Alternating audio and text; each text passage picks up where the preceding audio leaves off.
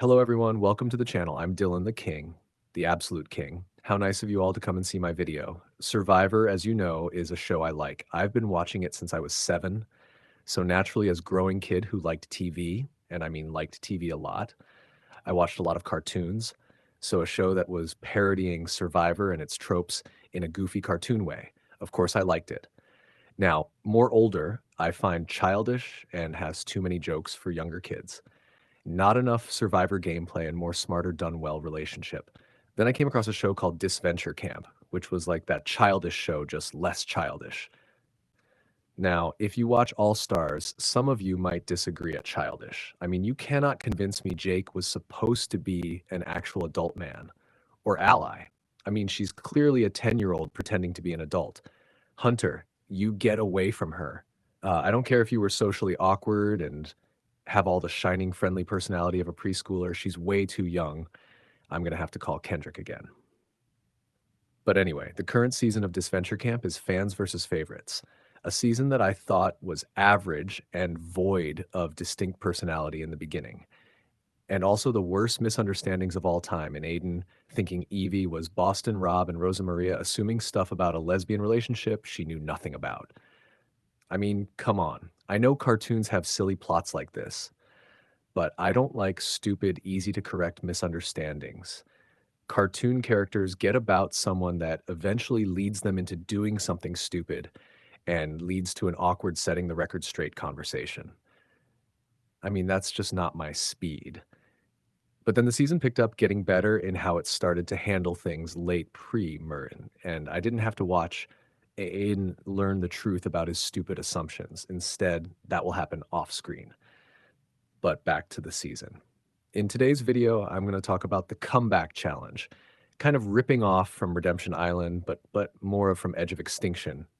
All eliminated players get a chance to fight back in the game after being fairly eliminated. I'm going to talk about each eliminated player and who's the most likely to return to the season and add to what many view this season as a last chance S after the Stars Kid Hour and Carnival of Chaos just mediocre post-merge. Specifically after drama makers Spencer and Marissa went out. So the returnee needs to be good and actually contribute. Let's talk about returnees in general. There's been 3 from only 2 seasons. First was Connor in All Stars, a early pre-merge boot in his first season, eliminated without a chance on a tribe he was never going to vibe with. He went home and his story felt fulfilled, especially with his much fike. Rhea was being the main drama of the season, though there were more prevalent storylines on her team, like Alex game playing versus bond making and Gret harassment by Yule. Rhea's center stageness picked up when Connor returned. So he was always destined to return. He was the 5th boot out of 9 contestants eliminated before the comeback, in the middle of the pack, making sense because you don't want a just eliminated contestant since we've just seen them. So why eliminate them? And earlier boots went because this was a big roster and we didn't need completed stories back for a while. The only real possible person I saw coming back other than him was Ellie for drama to separate Gabby from the villains, but that was unlikely.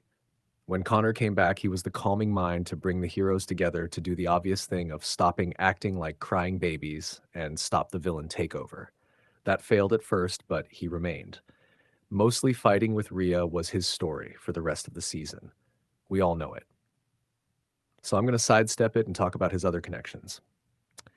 Jake was his number 1 in the game, the only one left at Final 6 because he was barely connected to Aiden. Jake and Connor had a nice old man to young kid man who acts like a kid bond, fighting in a desperate situation, both fighting against their hated rivals. In Connor's elimination episode, he develops a nice friendship with Ally, which resulted in Ally desperately asking Connor to spare her over Jake, then having Connor leaving the game and encouraging her to continue and beat Rhea. All to stop Rhea, but I don't want to talk about that. Fine, I'll just touch on it a little.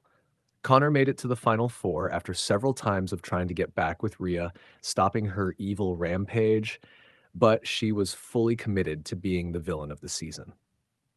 Connor's journey ended in him sacrificing his spot in the game despite wanting to prove himself so badly, all because he knew he couldn't stop Rhea, so he left to the only 2 who could. ended really great, but not what's important.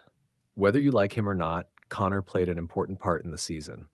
I wouldn't say that about Carnival of Che's returnees Marissa and Amelie. Uh, they were supporting characters, there to be there for their partners. I don't really want to talk about them, particularly because I spent too much time with Connor. But Marisa was only there to question if Anastasia has gone too far in her paranoia, but still believe her, then get taken out to push the rivalry between her lover and the Yuri hating witch nun, Isabel. I'm joking. I love Isabel. But that was what Marissa was really there for. Amelie is just stupid. She's there to look the smarter, more game focused player next to Hannah, but then see her have gone to far, completely change post Benji boot. She did have a spark of a dynamic with Anastasia, but the Logan stuff was just pointless. A tool for Logan to overcome to help his story. Look, I'm quite disappointed, but I think we all know that the returnee of fans versus favorites actually needs to matter. I'm not sure what story they could possibly have. After all, I'm not a story writer, otherwise, I would have been on the Project Eden's Garden team writing Kai focused protagonist stuff and not staying silent to certain Diddy acts of alleged professional voice actors. But back to Disventure Camp, I'm going to go over who is likely to return and offer the most story potential. Now, I just want to go over something. Marissa came back into the game and was the sixth person eliminated. The sixth out of 10 eliminated contestants. It makes sense that it wouldn't be one of the recently eliminated contestants because they were just eliminated. That's why Richard, Benji, and Ivy all got eliminated at the guest part of the challenge. They were never coming back. The comeback challenge is either going to happen at the final 12 or final 10. I don't know when the merge will happen. In Survivor's Ultimate Season that aired this year, they merged at 17, but it was actually 14 because the Blood Moon doesn't count as a merge if they're splitting up into 3 tribes. So the merge of Disventure Camp may happen at the same time, at 14 or the halfway point 12. The return challenge will happen when there's more competitors than people still in the game, so between 12 and 10 players remaining.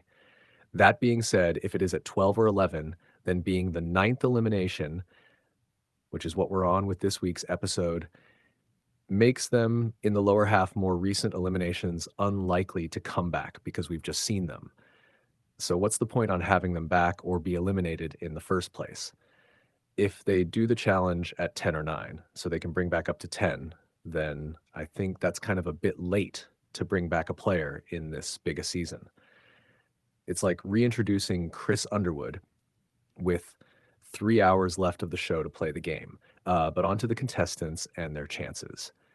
Starting with the most recent elimination, first of the most recent elimination, I'll start with Benji. He was just eliminated. Benji is technically in the second of the 2/3 of eliminated people, like Marissa, so they could come back since Marissa was the 5th most recent person eliminated. And if the comeback challenge happens at 11 or 10, then he'll be the 5th or 6th most recent. So it's reasonable to think he will come back, but I just think it's too late to actually see him back. As for story potential, Benji's story was coming back, not really trying to play, but got a burst of energy to actually try, but failed and basically quit reality and everything going on around him. On one hand, it's a fine arc. He came to play, but he didn't get anything out of it, so he got voted out. That's how I thought it would go with Benji when I saw him and Ally get the idol and knew one would get voted out. I thought it would more likely be Ally, obviously, because she was already a final 3 player and no one liked that when it happened. I thought it would transition into a story of Benji being motivated to play after losing his best friend, but I guess it's unsatisfying to get an idol unless you planned on getting it by betraying someone. When I saw the first 5 minutes of the episode and Benji was the focus having doubts, I knew this was a boot episode. It was kind of obvious when they randomly made him try in the prior episode. Him going makes sense if they are going to bring him back. So no, he can try AHD and find that inspiration to play. Even at the end with him about to go to the motel, but turning around to keep playing, it's all set up. Except for one thing. With him being 10th turned into 12th place in his season, it doesn't make sense to eliminate him early. Otherwise, why bring him back? He has to go far. But there's one flaw in this logic. He forgave Ally. I don't see how he can come back if it's not for revenge.